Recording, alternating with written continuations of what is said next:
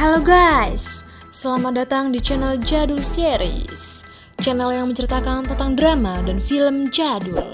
Sebelum kalian menonton videonya, pastikan dulu kalian sudah subscribe dan nyalakan loncengnya. Di episode 12 ini, scene diawali dengan adegan di mana Yongjae, Ji-eun, dan juga Min-hyuk sedang melamun. Ya, mereka melamun memikirkan satu sama lain. Selanjutnya, Min-hyuk menelpon seseorang dan meminta untuk menutup laporan tentang Yongjae. Lalu, keesokan harinya, Ji-eun mengajak Min-hyuk untuk makan siang bersama. Saat makan siang, Min-hyuk menanyakan tentang Yongjae. Ji-eun malah curhat dong dan bilang bahwa dia telah meminta Yongjae untuk bercerai, supaya Yongjae bisa lebih dekat dengan Haewon, dan Ji-eun bisa mendapat kembali full house-nya. Min-hyuk pun bertanya apa respon Yongjae tentang ajakan cerai Ji-eun, dan ternyata Yongjae memilih setuju. Muka Min-hyuk pun langsung senang dong, tapi ditahan guys. Lalu setelah itu Ji-eun pun pulang. Keesokan harinya, terlihat Ji-eun dan Yongjae sedang makan bersama. Lalu di situ Yongjae mengatakan bahwa ia sedang mencari apartemen untuk pindah. Yongjae pun mengatakan kepada Ji-eun bahwa ia akan pindah dan memberikan full house beserta barang-barang di dalamnya kepada Ji-eun. Shin pun berpindah ke rumah nenek Yongjae. Di sana nenek Yongjae dan juga ibunya sedang menggibahkan seorang aktor yang memutuskan tunangannya demi mendekati gadis lain. Selain menggibahkan aktor tersebut, mereka juga membicarakan mengenai Ji-eun. Mereka bersyukur bahwa Yongjae menikahi Ji-eun karena semenjak menikah hubungan Yongjae dengan ayahnya menjadi lebih baik. Shin berpindah di kantor manajer Yongjae, di mana sang manajer membaca berita yang sama dengan berita yang digibahkan oleh nenek Yongjae. Lalu manajer Yongjae menghubungi Dong-wook dan bertanya apakah berita ini mengenai Yongjae, dan ia juga bertanya apakah Yongjae masih mendekati Haewon. Dong-wook pun menjawab bahwa berita ini bukan mengenai Yongjae, namun bahwa Yongjae masih sering menemui Haewon adalah benar.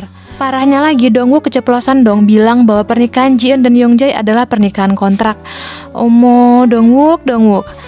Setelah mengetahui tentang pernikahan kontrak itu, manajer Yongjae menghubungi Ji-eun dan mengajaknya untuk mengobrol berdua.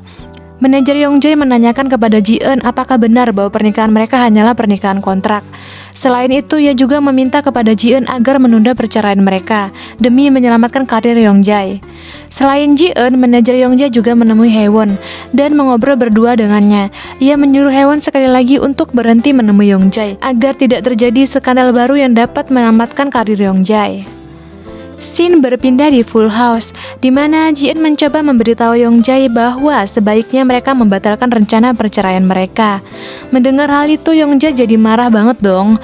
Ia merasa seperti dikerjai oleh Ji-eun. Yongjae berkata bahwa ia sampai bertanya-tanya, kenapa Ji-eun bisa mengajak bercerai begitu saja? Apakah karena sering diledek atau karena sering disuruh menjadi babu? Sebenarnya Yongjae hanya sedih karena ia berpikir bahwa mereka akan benar-benar berpisah.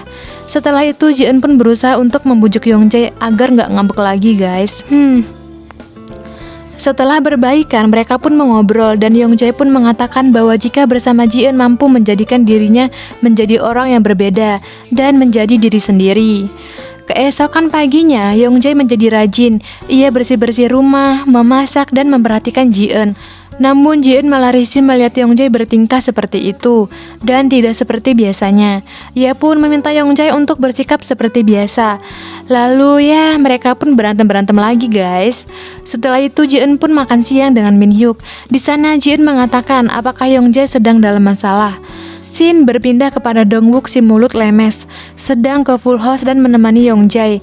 Di sana Dong-wook tidak sengaja memberitahu Yongjae bahwa ia tidak terpilih sebagai aktor utama di film selanjutnya. Dan tiba-tiba saja Yongjae mendapat telepon dari Min-hyuk, di mana Min-hyuk mengajak Yongjae untuk ketemu. Yongjae dan Min-hyuk terlihat sedang mengobrol di sebuah bar. Di sana Min-hyuk meminta Yongjae untuk berhenti menyakiti Ji-eun.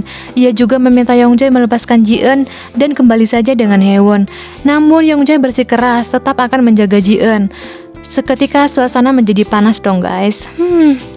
Setelah itu Shin berpindah di rumah. Yongjae yang masih kesal dan galau pun mengobrol dengan Ji-eun. Ia bertanya kepada Ji-eun apakah selama ini ia menyakiti Ji-eun, karena Ji-eun dan Min-hyuk mengatakan hal itu.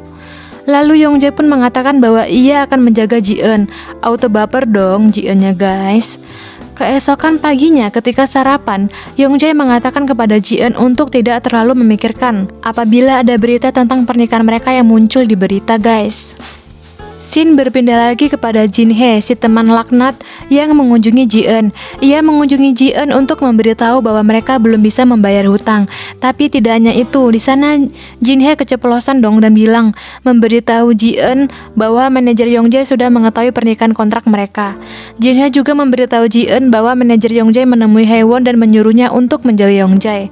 Setelah Jin Hye pergi, Ji-eun terlihat menerima sebuah paket, yaitu buket bunga guys, yang ternyata dikirim oleh Yongjae.